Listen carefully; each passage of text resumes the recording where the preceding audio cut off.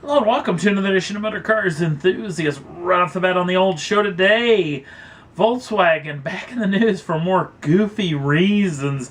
The folks over at VW kind of got in somewhat of a pissing match with a supplier known as Prevent. Now, the Prevent group actually were building interior parts for Volkswagen Group product. Now, here's the trick, or a little bit behind the scenes, if you will. Any supplier actually builds thousands of parts for these manufacturers. You think of any manufacturer of any automobile, a lot of the parts aren't built by the actual factories themselves. They're built by the supplier group and delivered right to them for final assembly. You can think of something as simple as like lug nuts. These are actually supplied by suppliers. And anytime a supplier doesn't have parts on hand or they don't get to the factory in time, it shuts the place down. Mainly because you can't build a bunch of cars with no wheels and tires on them, sitting on a bunch of blocks looking like they've been robbed. This is what the situation was between Volkswagen and Prevent. Basically what was going on is Prevent was actually building a lot of interior parts and pieces for Volkswagen product, and they're also working on brand new products for brand new cars that aren't out yet for the Volkswagen Group as well. So the Volkswagen Group came in and actually canceled the contracts for all existing parts and the future parts altogether. Now the Prevent Group could have done something that you would normally see in this particular situation. The Prevent Group claiming that they should have received over $60 million in compensation for the parts and the future product and all the R&D work that they had already done. Now again, the only reason why I'm telling this story because I'm kind of proud of the Prevent Group for the way they handled this deal, because they could have done what any other manufacturer would have done. Yes, they got their lawyers involved and company letterhead with law firms all over it, threatening lawsuits and legal action and court dates and all this stuff. Could have been flying all over the place. But instead, the Prevent Group actually contacted all of their en-route deliveries and actually had them just turn back and head back to HQ, leaving Volkswagen kind of out in the cold with no parts to actually build vehicles. Now, Volkswagen went nuts. They claimed they were going to have to lay off hundreds upon thousands of workers, shut down several factories, but it only took about a day or so for them to come to their senses, and the two group kind of came to somewhat of an agreement, and the parts are back flowing again. Now, as proud as I am about the Prevent Group from standing up like a David and Goliath type situation, they really could have shot themselves in the foot over this little pissing match, especially because what if Volkswagen just said, you know what, we don't care about you at all, see you later. And the sheer fact that they tried to pull this stunt could have meant that a lot of other manufacturers wouldn't have used them in the future, and they could have gone down the drain. But luckily everybody's still in business and everything's hunky-dory again. But pretty doggone hilarious little situation indeed. Next up on the list, well, if you haven't heard Tesla's new update, you've been living under a rock. It's a brand new hardware update. This is not a software update or an over-the-air software update for the Model S and the Model X. This is an actual hardware update, a brand new 100 kilowatt hour battery that can go in either one of these machines. And what do you get for this brand new, what they're now calling the P100D?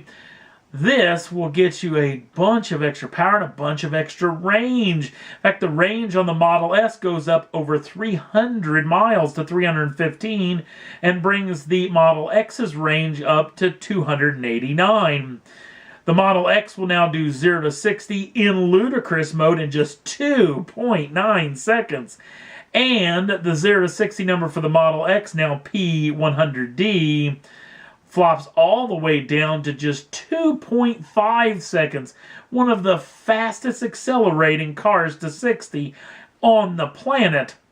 Now, if you already have one of these machines actually on order and you want to upgrade it to it, Tesla says it'll only cost you an extra $10,000 to upgrade your machine. If you already own a Model X or a Model S and want to bump up to this new 100 kilowatt hour battery, it will cost you an extra $20,000, and you'll have to contact your representative at Tesla to get that particular work done. But pretty doggone impressive indeed, the speed and the range, that is.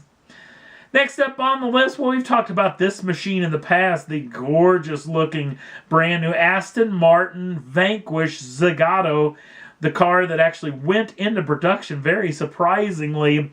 Well, if you thought that the Zagato Coupe was gorgeous and whatnot, but you really do like your open-air fun, little wind in your hair, obviously not me, but if you enjoy that type of deal, guess what? Aston Martin has got your back. This is the brand new Aston Martin. Yeah, cool little trick, huh?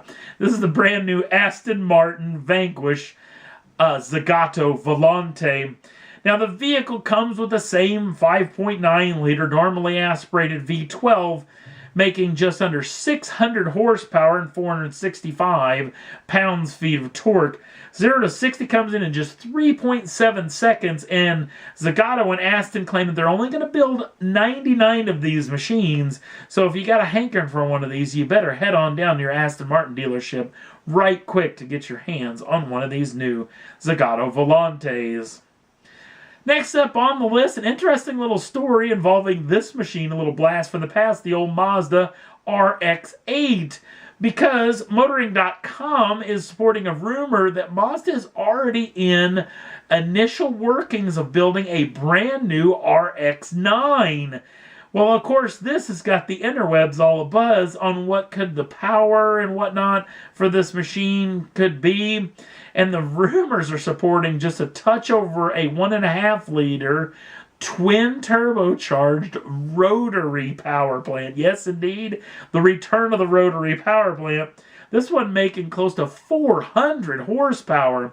There's also some internal talk that Mazda's already discussing that this vehicle's going to need to weigh under 2,500 pounds, which means at 400 horsepower, this thing is going to be an absolute rocket ship. Now, none of this is official. Mazda hasn't actually made the claim as of yet, but guaranteed we'll keep you in tune if we hear any more about this situation. And last up on the list, let's talk about the old Toyota 86. I guess I shouldn't call it old because it's going to be the first time actually here in the United States, replacing the Scion FRS and the debunked Scion brand. The brand new 2017 Toyota 86, who I still in my head still called the GT86 because that's what it's called in Europe, gets the same 2-liter normally aspirated flat 4, making 205 horsepower and 156 pounds-feet of torque. That is either shifted through a 6-speed automatic or a 6-speed manual transmission. 0 to 60 comes in at 6.4 seconds with a top speed of 136 miles an hour. Now, if you're wanting to own one of these machines, we got official pricing on this vehicle. The manual transmission starts off at $26,255. If you go with the automatic, it will cost you $26,975. And this vehicle will be in Toyota showrooms later this year, so you better hop on down there if you're wanting to get your grubby little hands on one of these. And that's all there was that I thought was worth talking about for this edition of Motor Cars Enthusiasts. Don't forget to like us over on the Facebook page. Links down in the show notes. Also, if you'd like to subscribe to the channel, you can do so at any time and get the first dibs on the brand new shows as soon as they come out. Thanks for watching. We'll see you again real soon.